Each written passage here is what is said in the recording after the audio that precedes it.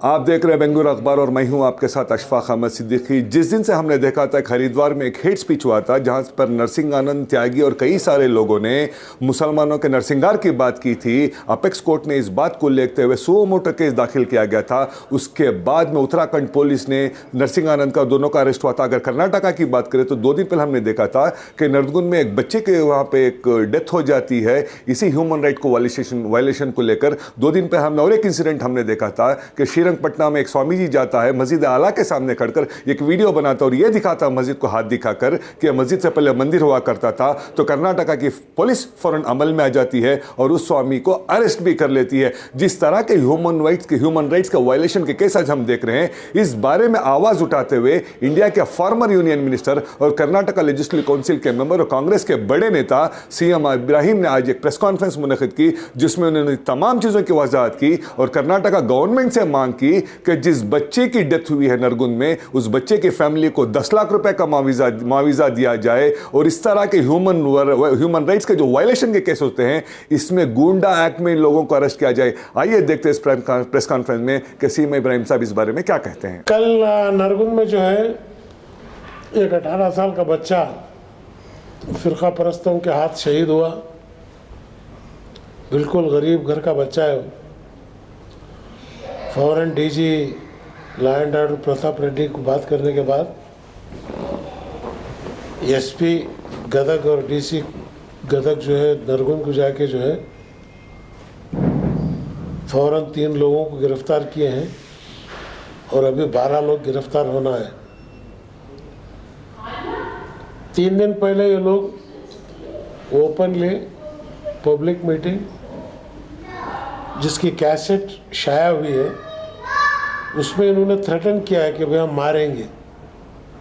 वो कैसेट आने के बाद अगर पुलिस इनको गिरफ्तार करती तो आज जो है वो बच्चा मरता नहीं था।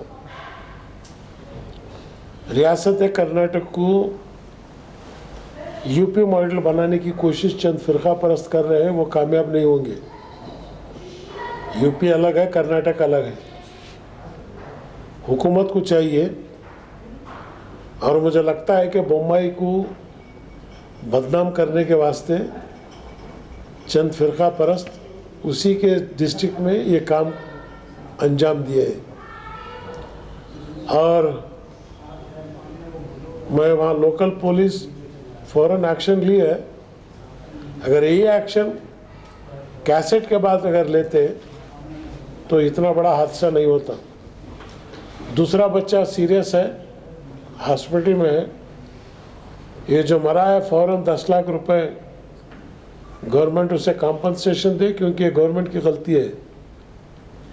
और जितना माली नुकसान हुआ है, बिल्कुल गरीब अवाम है वहाँ की, रोज़ाना कमाना रोज़ाना खाना इसी पे उनकी ज़िंदगी है। और ये कोरोना के बाद जो है बिल्कुल हालात उनकी बदतर हो गई है। मैं खुद कल जाना चाहता था क्योंकि मैं खुद क्वारंटाइन में था इसलिए जा नहीं सका। अगर 3-4 दिन के अंदर गवर्नमेंट अगर फैसला नहीं ली तो मुझे खुद गदग को जाना पड़ेगा और डीसी एसपी ऑफिस के सामने जो है हक़ का मुतालबा करना और उस मजलूमों को साथ देने का काम। और पूरे अतराफ़ के अंजुमनों से मेरी दरख्वास्त है कि हुबली के अंजुमन, धारवाड़ के अंजुमन, क्योंकि नरगुंद के अंदर काफ़ी गरीब बच्चा है, उनको फ़ौरन वहाँ की नरगुंद की अंजुमन को माली इमदाद करें और वहाँ के लोगों को जो है हिम्मत अफजाई दें। और मुझे उम्मीद है कि लोग हिम्मत के साथ जो है इस चीज़ का सामना करेंगे क्योंकि इलेक्शन जैसे जैसे करीब आते जाता वैसे वैसे जो है फिरका परस्त ताकत जो है सर उठाते। नरसिंहानंद और त्यागी को अरेस्ट किया गया जिसका नाम रिजवी था।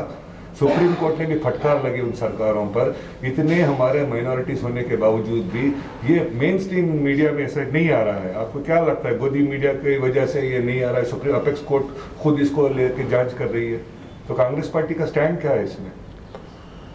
देखिए, यहाँ तक जहाँ तक स्टेट में हम लोग कर रहे हैं, जहाँ तक नेशनल मीडिया का सवाल है, पूरी दुनिया जानती है कि दो आदमियों के हाथ में मीडिया है, जो मोदी बोलता वही होता है, बोलने की ज़रूरत ही नहीं है।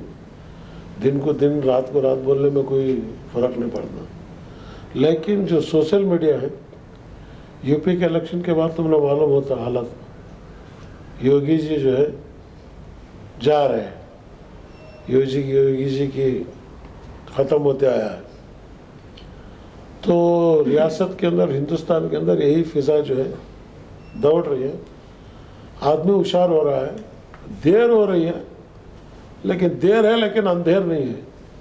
सर, कुछ दिन पहले आपने देखा था कि कौम के इदारों को लेकर जिस तरह से उछाला जा रहा है, हर जगह घपले ही घपले नजर आ रहे हैं। में आपने देखा था किस तरह की इंसिडेंट में इन हालात को कैसे सुधार सकते हैं? सोल्यूशन क्या है सर? जो 1400 साल से चल रहा है, ये एकदम सुधारा बोले तो सुधरता मुझे तो यकीन नहीं, कोशिश करना बस। सर, आप जैसे लीडर एक स्टैंड क्यों नहीं ले रहे सर? चंद दिन पहले आपने कहा था कांग्रेस ने मुसलमानों के लिए क्या किया है।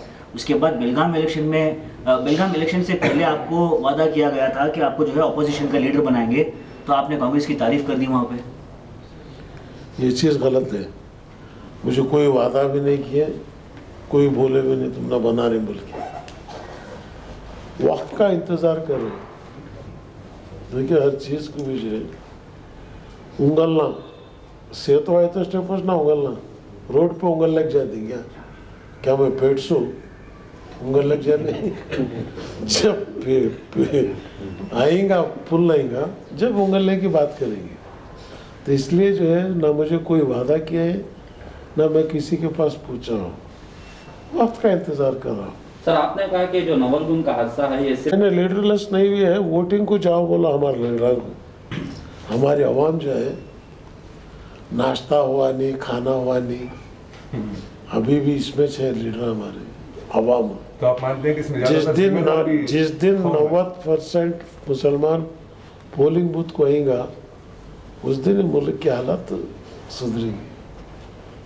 आखिरी सवाल सर, मेन स्ट्रीम मीडिया में भी, सोशल मीडिया भी इतनी बार आया है कि अक्टूबर, नवंबर, दिसंबर में सीएम इब्राहिम जेडीएस में जा रहे हैं, जेडीएस के प्रेसिडेंट बनने वाले हैं, नए तरह से पूरे कर्नाटक में पार्टी और मुसलमानों को इज्जत दिलाने वाले हैं।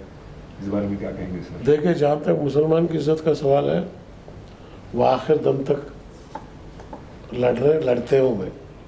हालांकि इसमें मुझे कोई आगे पीछे होने का सवाल ही नहीं है, लेकिन जो सवाल उठाया हूँ मैं, बेसिक फंडामेंटल सवाल है।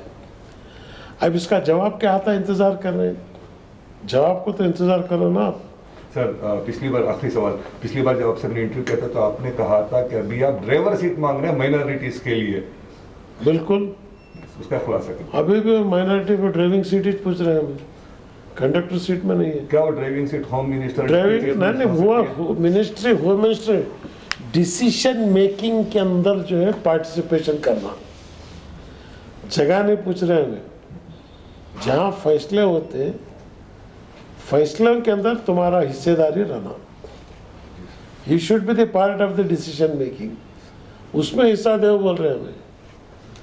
जो डिसीजन लेते हैं, और वो डिसीजन मेकिंग में कौन कौन है, उसमें जो है मुस्लिम्स भी जो है, यू मस्ट हैव हिज से।